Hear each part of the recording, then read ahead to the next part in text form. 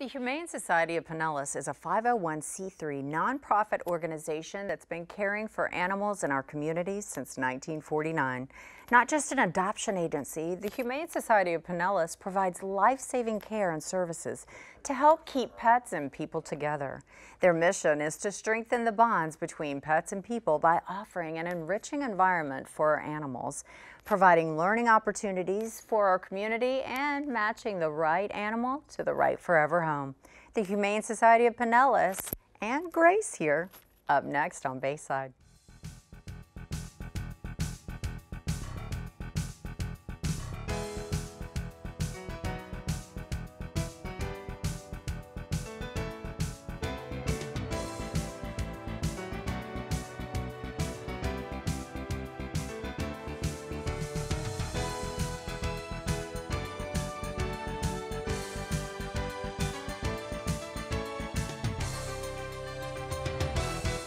Good morning and welcome to Bayside. I'm your host, Shelly Sanders, and I've got a co-host here today because Miss Twila Cole is here. This little co-host is Grace.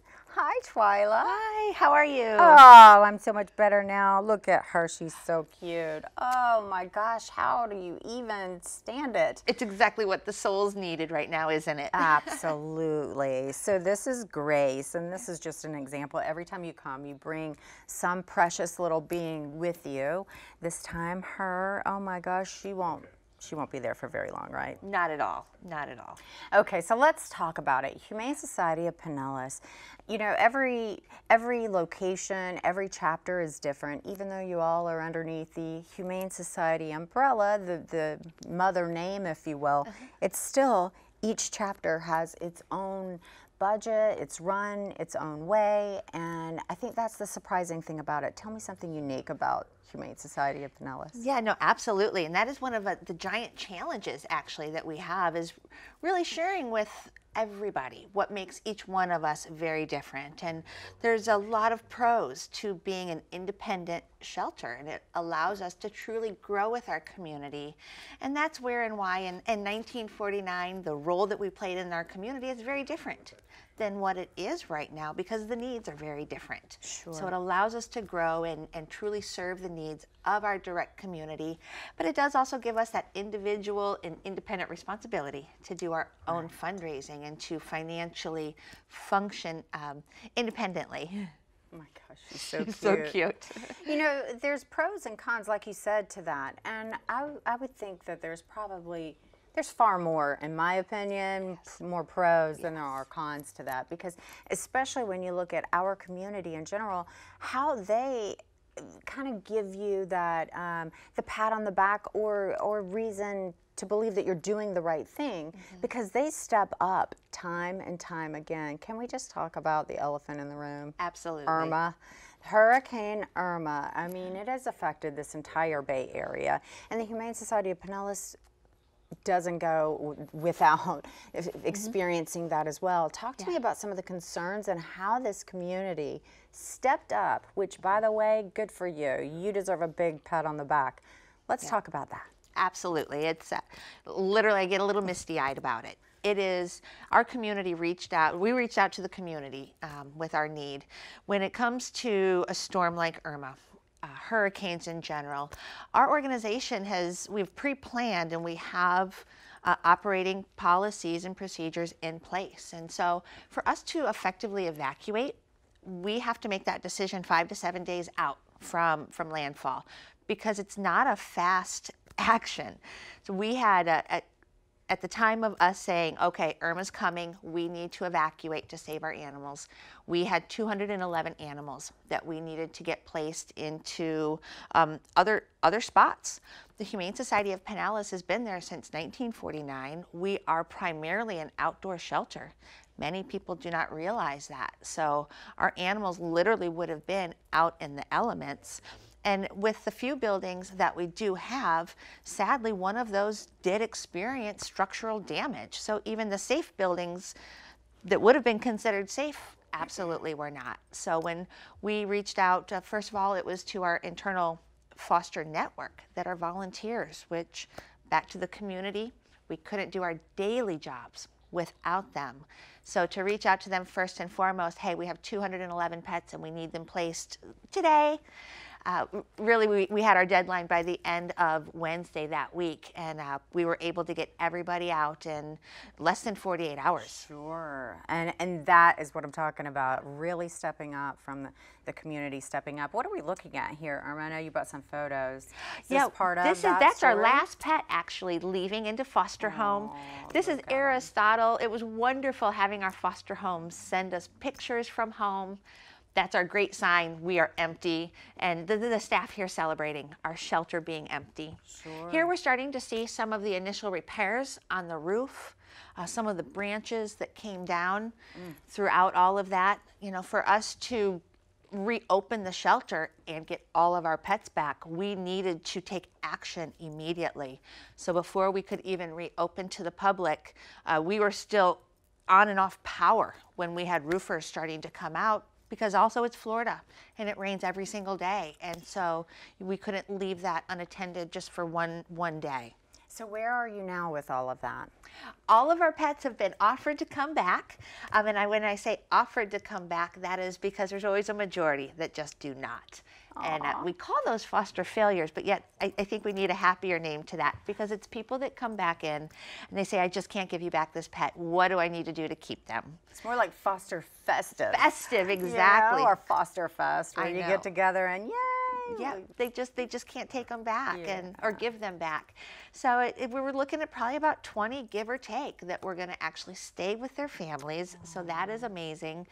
And as we saw with some of the pictures, our pets, our shelter pets, they went on great adventures to see some of the animals, you know, walking the Appalachian Trail out there, or staying in the Hilton in Alabama somewhere, or, you know, car rides and hanging out with the kids. And the foster families that took in the pets just really embraced these animals as a part of their own family. We gave them all the tools so that they could care for them absolutely as they would with their own families. Sure. And we had great tales and great photos and great stories, and that helps us to make that new match for those pets even faster. Again, to you at home, those of you that are watching, perhaps you were one of those foster families. I just cannot express to you enough. I mean, wow, good for you for stepping up to the plate, and wow, that speaks volumes for you all. And I say it every single month, time and time again, the number of volunteers, just your budget alone is incredible, and the fact that you're able to match it. You've had so many like angel donations. What kind of wish list do you have now, or is that just wow? Holy smokes. Yeah, no, we have a specific wish list. You know, of course, there's that financial aspect, because there are the repairs, the roof. We lost a refrigerator full of pharmaceuticals and tests. We're still experiencing and learning some of our electrical issues. It looks like, and it seems like we had a giant zap to our computer system, our server, so we're still even assessing some of those damages, still finding some of those things. So there is that financial aspect. But then also, we need to replenish all of our supplies of our blankets and our pet toys and our food. As all of those animals went out into foster homes, we gave them supplies for an undetermined period of time, so that it was not a toll for them. So we gave out food, toys, blankets happily. When they all came back, you just need replenishing. we resupplied their new kennels. Again, I'm telling you, the donations that you all receive, the volunteering that you get is incredible. And if you at home are wondering how you can help out, of course you can always log on to the website. In addition to getting all the information that we will be talking about today, Humane Society of Pinellas.org. That's the website that you're looking at right there. That's also how you can find out about all the events coming up, how you can adopt a pet. The list goes on and on. Why don't you check it out while we take a short break?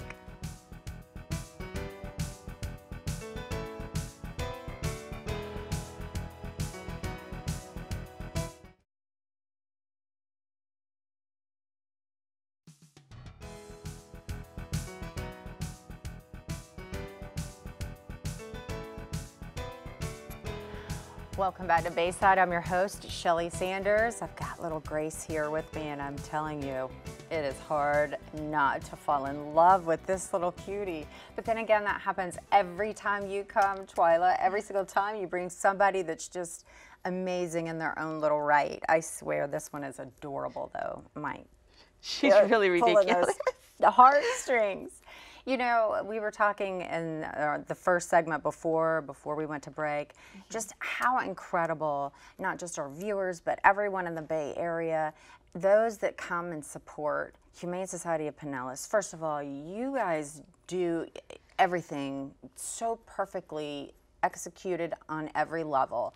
I think that you should be the trendsetter for the Humane Society overall. Thank you. That being said, it's clear because the supporters are so amazing.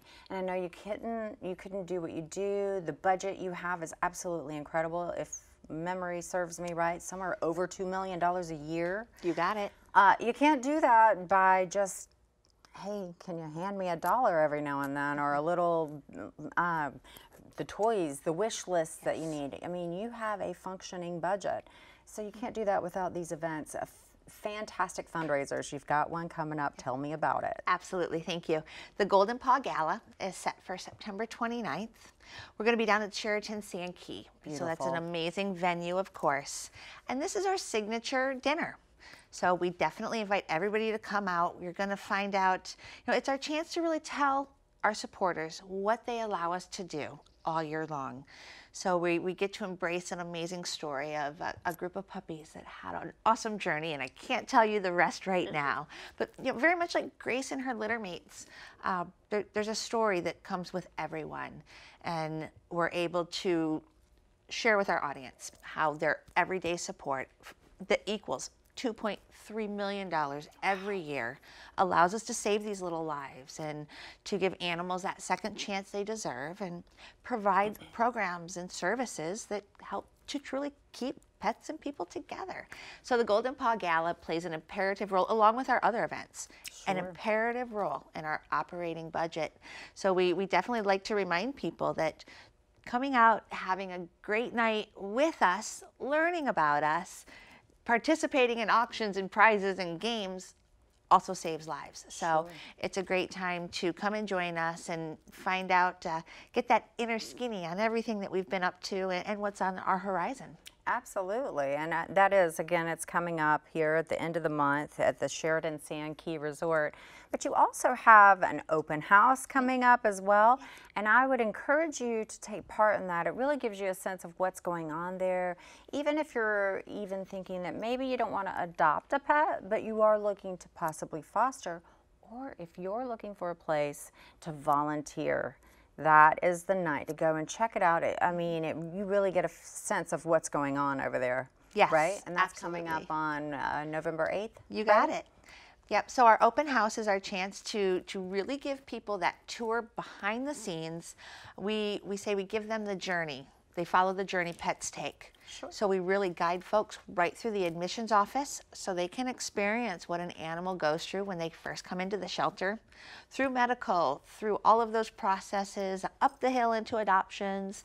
And we share what humane education is like on property and teaching 4,000 children every year about being kind to animals. We give them a glimpse of the pet clinic to see what the services are like that help the public afford pet care, the pet food pantry, and all along the way are opportunities where they can see that volunteering can make a difference in a variety of ways. Sure. I mean, really and truly, it all boils down to relationships and your mission there at the Humane Society of Pinellas. Am I right? Absolutely. Keeping people and pets together, right? Your loved ones together, because they become part of your family. They absolutely do. And intricate part. Very much, and so many people, they want to keep their pets, and they often reach out to us because they love their pets so much and they feel that they're not playing their role or being the proper owner, when really they just need a little bit of help.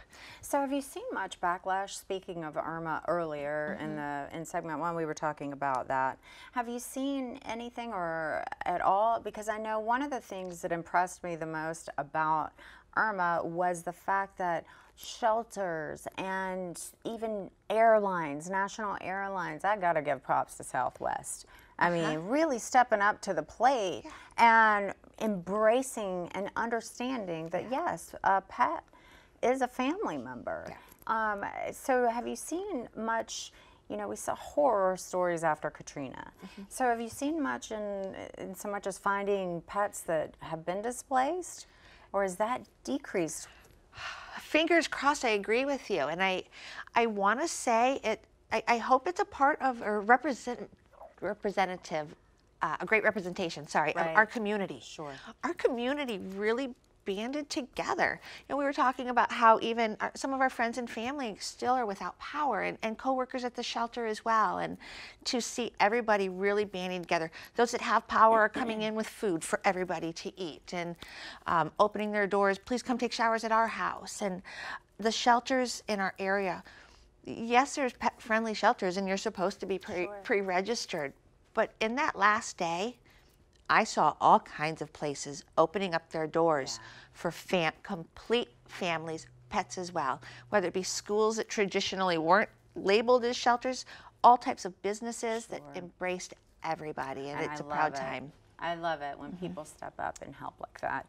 And if you're looking for a way that you can help out the animals, like you see there on your screen, well, you can always log on to Humane Society of Pinellas.org. That's the website you're looking at. Everything that Twila and I are talking about, you can find it on their website, including when their events are. Check it out. We're going to break.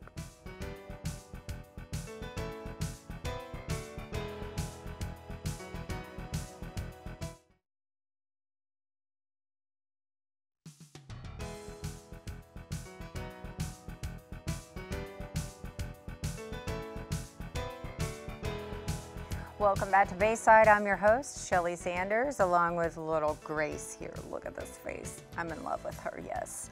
And of course, Miss Twila Cole, bringing these precious little beings into our studio all the time. You are probably one of our best friends here, honestly.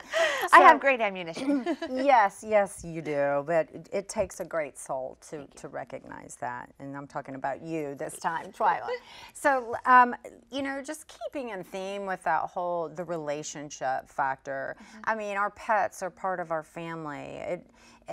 It's a bond that's created, and that extends out into our community. And our community, truly, you at home, I mean, they feel you, the Humane Society of Pinellas. It's clear by the amount of donations you get, the amount of adoptions that you have, the amount of volunteer hours that you're getting. So many huge things are always going on with you guys. First of all, update me on the anonymous donor, the match. Yes, our challenge match. It's going amazing.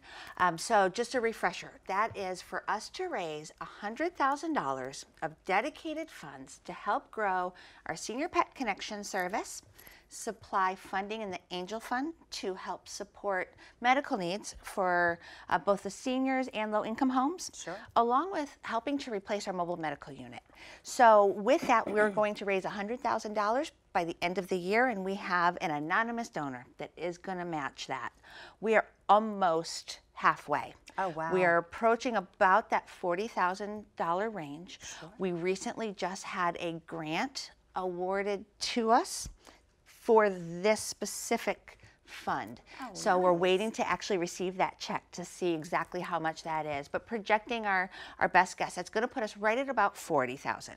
Oh, fantastic. Yes. That is amazing. And of course, the donor will match that. And Exactly. You'll end up with 80 should it stop there, but we know it's going to go farther.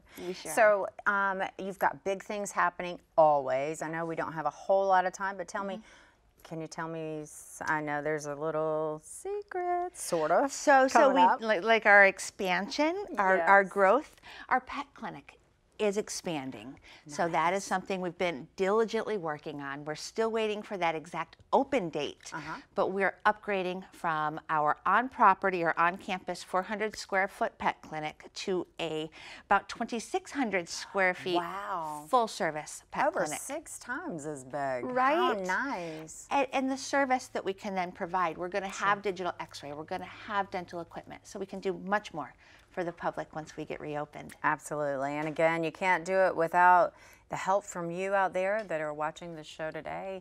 There's the website, Help Animals. I just love that. Just help animals there, simply put. You can do that by logging onto the website, humanesocietyofpinellas.org.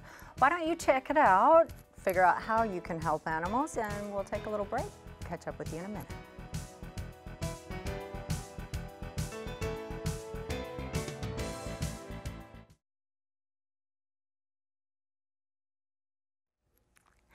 As always, I want to thank you at home for joining us this week on Bayside. And of course, Twila, it goes without saying, big, giant hugs. Thank you. Thank you so much for bringing these little lovely, sweet beings with you every time you come.